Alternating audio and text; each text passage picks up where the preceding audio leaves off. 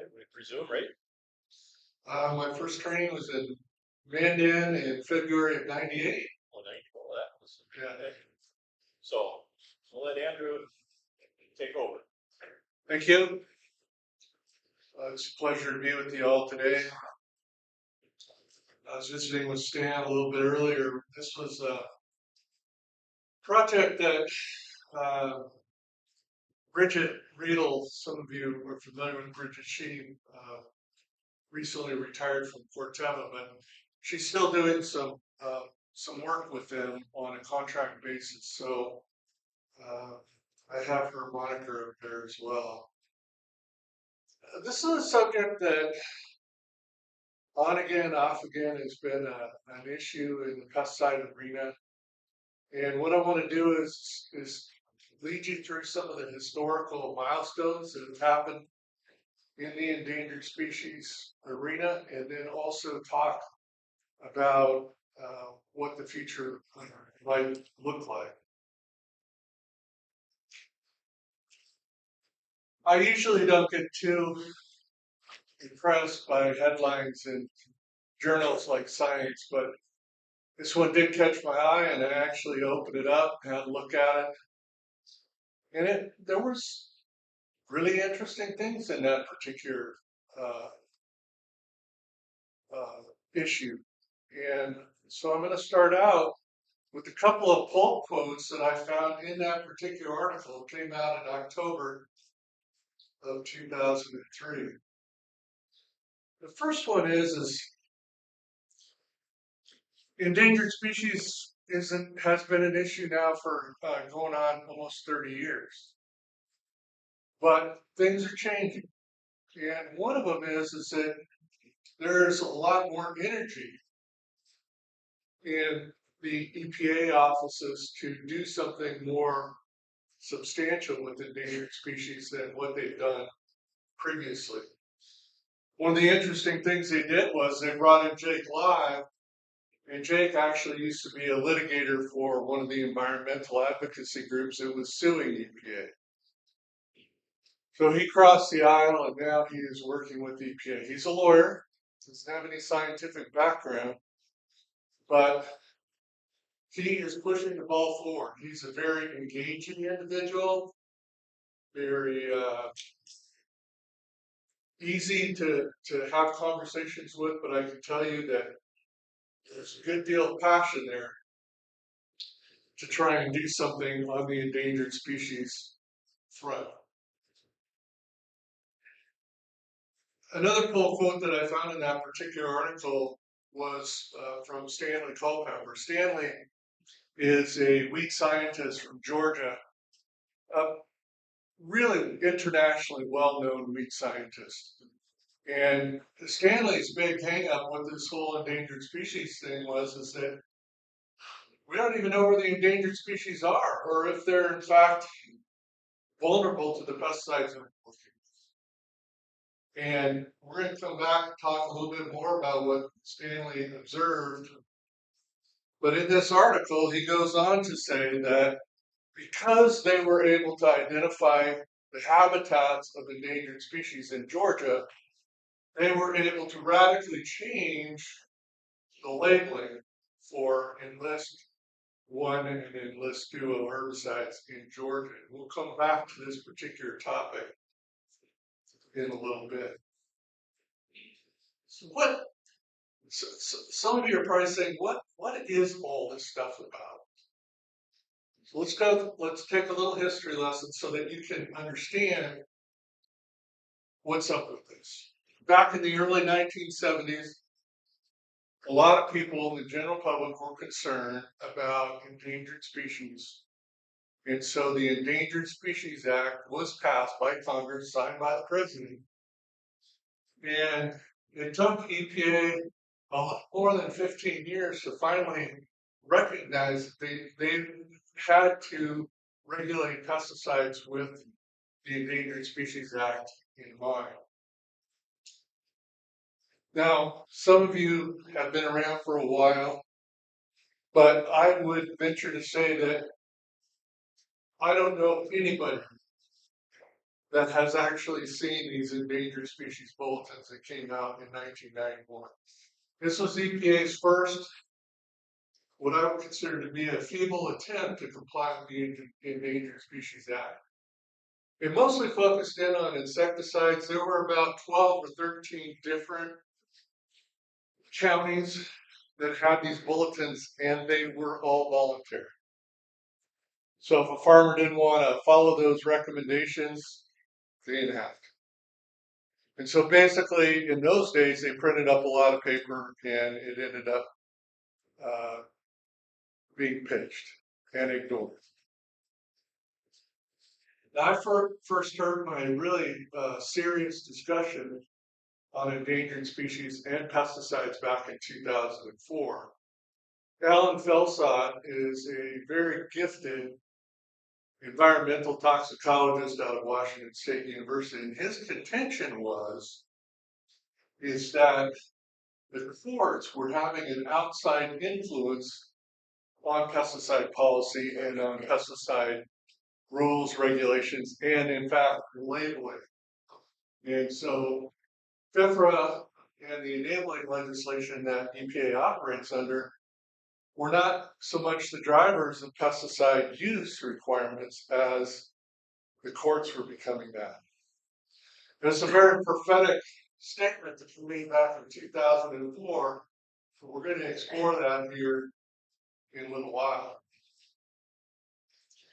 In 2008, our Department of Agriculture felt sufficiently concerned about this that they went to the legislature and talked to them about being able to hire an environmental scientist to work on an endangered species protection plan for North Dakota. And that plan has been updated as of 2018, but the main goals of that plan are pretty much the same. And it does seem to be a relatively good thing. The problem is that EPA's ignored it then and they're ignoring it now.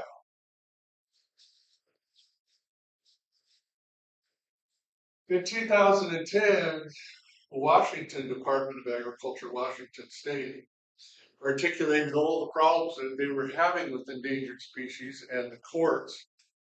And so they actually went to Congress and asked for some relief on the endangered species front, at least when it came to pesticides. Why did they do that? This is back in 2010. You have to understand that they have a whole lot of endangered species on the West Coast. So this is a map of the United States, and all the counties have different highlights. And in California alone, there are 58 different endangered species in one particular county. So this gets to be a very big deal for them. For us, not so much. And we don't have that many endangered species. So it was basically a sideshow for many, many years for folks here in the central part of the country. The Department of Agriculture was really upset about this because EPA is required by law to sit down with the Fish and Wildlife Service and the Marine Fisheries Service and come up with concrete proposals on how to work on the Endangered Species Act when it comes to pesticides. And basically, it's a nightmare and hasn't been done. Not successful. Now they do get together, they do work on certain things, but from a practical perspective, it's a lot like a pea shooter with a tiger coming at you. It's not going to do very much. One of the things that happened in the early 2011 is that the court in Washington State got so frustrated with the pace of action by EPA that they mandated new pesticide regulations for users of certain pesticides in the West Coast states. And EPA, in a feeble attempt to respond to that, put together what they call a salmon mapper program. And Salmon Mapper was, in theory, you're a pesticide applicator. You go to this website, find out where you're applying these pesticides and when, and follow whatever requirements that the court has put in place. At the top of their page, they make it very clear that this is not a failure to follow these requirements is not a violation of FIPRA.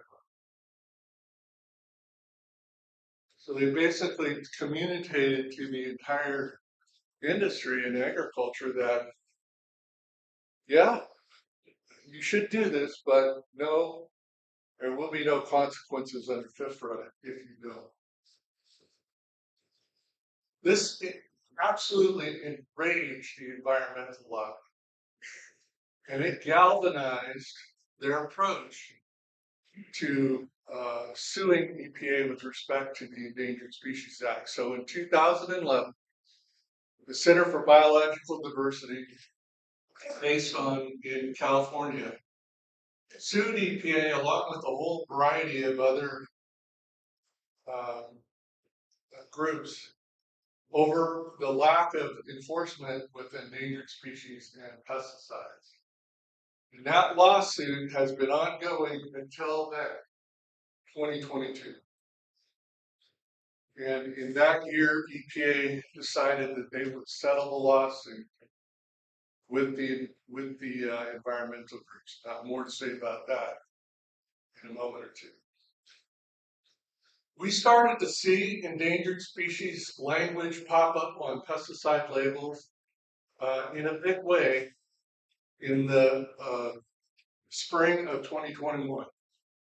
And that was with the dicamba over-the-top treatments for soybeans in several North Dakota counties. So essentially the Eugenia, the Tavium, and the XtendiMax labels all had specific statements on there about following endangered species restrictions in different parts of the country. And this happens to be Stutsman County. And in that particular county, if you're going to use those products, you have to have a 57-foot buffer all the way around your field where you can't use that product. And there are very extensive downwind buffers on the other parts of the field. I can tell you with some confidence that I don't know anybody who's meaningfully following these requirements, but it's there on the label. Now, you all aren't in the sugar beet business, but a good deal of eastern North Dakota has an interest in sugar beet production.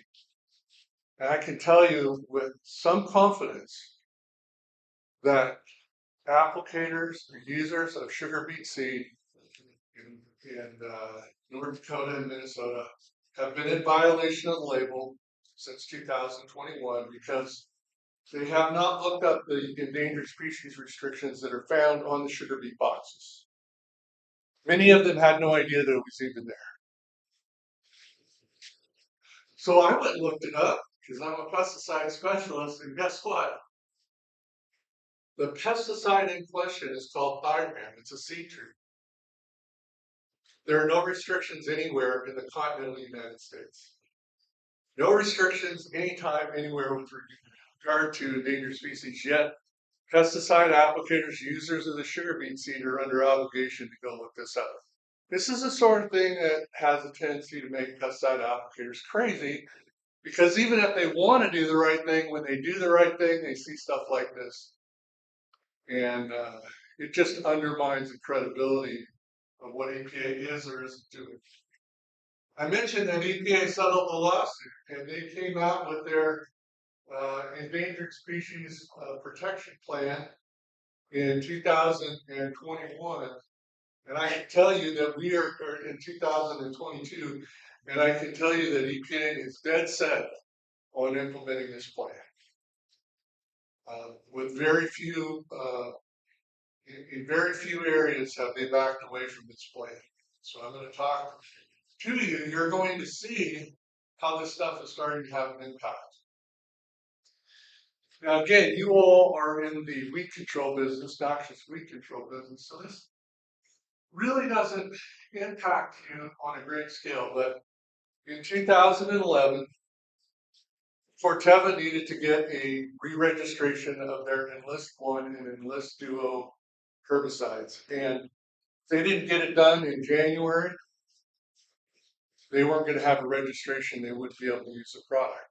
EPA said you have to implement these endangered species restrictions across the country. And Corteva swallowed hard and said, well, we know there's going to be a lot of counties that are going to be impacted, but we're going to have to move ahead and get a label, see what happens later on.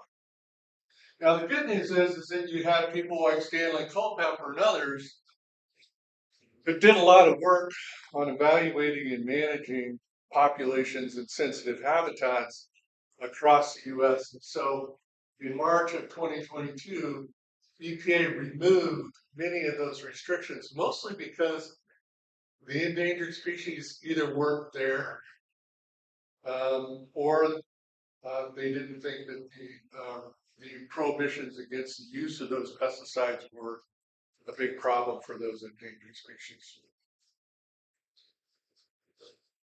In December of 2023, there was another update, and Corteva's worked very, very hard to characterize these endangered species habitats, and many more counties were removed from those restriction lists.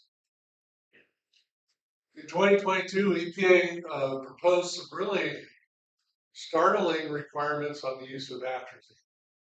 Many of you are familiar with atrazine mostly as a corn herbicide, but sometimes we can use it in a total vegetation control situation. Now, when this thing came out, I was on the telephone call and I didn't really understand what it was that was a concern at first until I really started to dig down. The first thing is that they called for the application of pesticides only when we weren't looking at any kind of thunderstorm activity or major rainfall in the forecast. And I thought, well, how are they going to do that? Well, pesticide applicators, if this comes to pass, would be obligated to look at weather forecasts and follow the weather forecasts. And that seemed at least modestly reasonable. But then if you're an aerial applicator, that's not a good thing because you're out of business. And some really seriously reduced rates of application. The thing that really got me fired up and it concerned me the most was it talked about farming practices necessary as a prerequisite to even using these products. So now we're going from directions for use of pesticides to directions for farming if you choose to use these products. And some of those practices are not realistic. We just, down in certain parts of North Dakota, the idea of using terraces or contour farming, strip cropping, those sorts of things just wouldn't be considered. But these have to be implemented in order to use this pesticide according to EPA's new approach. And they're moving ahead with other pesticides, what I would consider to be normal run-of-the-mill pedestrian pesticides. Thostenson is a very old fungicide that I actually did graduate work on in the 1980s. It's used primarily on a very, very small scale in North Dakota on dry beans for Sclerotinia white. We used to use it on Cercospora, but anyway, it's very, very minor situation. But that label of Thostenson already has these statements. Okay, so I showed you a proposal for atrazine. This is real. Thostenson was coming up for renewal. And if you want to use that product, you have to implement these practices as a prerequisite. The newest wrinkle came this past summer when EPA proposed what they called a strategy for herbicides. So what they're doing is they are lumping together herbicides with similar modes of action, lumping together endangered species, and not looking at these things on a chemical by chemical or a species by species basis. And their draft herbicide strategy, this is their solution to the problem of not being able to adequately consult with the Fish and Wildlife Services. The Weed Science Societies of America have been all over this issue, and they wrote some very cogent responses to EPA about it. And the executive summary has something that I think is a real concern, and that is that it's pretty hard to implement endangered species restrictions if we don't know that we have the endangered species to begin with. And frankly, in North Dakota, we have some of that information, but most of that information hasn't been updated. And we really don't know where those endangered species are and whether or not they're going to be impacted by our pesticide applications. Like I said, they're collapsing these restrictions on an endangered species and on a pesticide mode of action. So they're lumping them together rather than keeping them separate. And as you know, herbicides as well as endangered species are all a little different. Why do we know this? We know that the endangered species strategy for herbicides will be final in March of this year. That means it probably won't have much of an impact at all during the 2024 crop year. It's in 2025 and beyond where it's probably going to start having some significant impacts. Rodenticides have to be, their strategy needs to be completed in 2024. Insecticides in January 2025 and fungicides in 2025 and 26. And you're saying, well, how can you be that specific? Because this is the agreement that EPA signed with the environmental advocacy groups to settle that lawsuit. If you read that lawsuit, it says exactly when those things have to be done by. So my friend Alan Felsot, I do consider him a friend. I've worked with him for a number of years. He's very prophetic. Back in 2004, he said the courts are going to be the big drivers on pesticides and pesticide use moving forward. It took him 20 years, but here we are. So these are my questions for you as a association, as well as weed officers and employees of weed control operations, or dealers, or people who work around these noxious weeds. What are you doing to get yourself up to speed on these things? How are you reacting to these proposals? Do you even know about it? That's why I'm here today. I want to make sure that everybody knows about it. And I do think that it is appropriate that you reach out to other associations and to reach out to affiliation groups and communicate with your representatives. And I mean state and federal representatives, because the state will also be responsible for at least trying to provide some resources and some direction on mapping and identifying whether these endangered species exist or not in our state. So they have a major role to play. It's not just the feds. And then commenting with EPA. Shouldn't underestimate the value of that. But right now, it seems to be that the court is driving this thing very hard, and our elected representatives not so much. Like I said, I started my first training in Mandan in 1998. I've never seen anything like this. This one's for real. And I don't know how it's going to play out. One of my great fears is that everybody collectively will ignore this. The environmental advocates will be back in court, and they'll just simply tell the EPA and EPA and say, we just can't use these products. So if you ignore it, and if you ignore the requirements, we have a lot of off-label pesticide use. The solution for EPA would be to just not make the products available, and that would be a tragedy.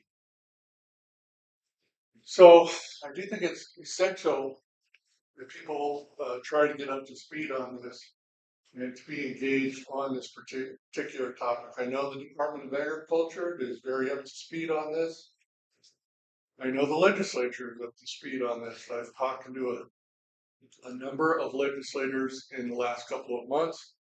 I know the State Board of Agricultural Research and Extension had a segment on this about a month or so ago. So there are things happening, but they need to be reinforced by people who are sharing concerns and asking questions and talking to people about this particular issue.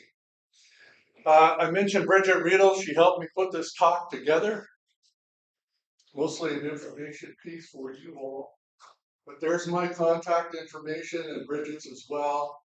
And we're both pretty active on Twitter, probably they call it X now.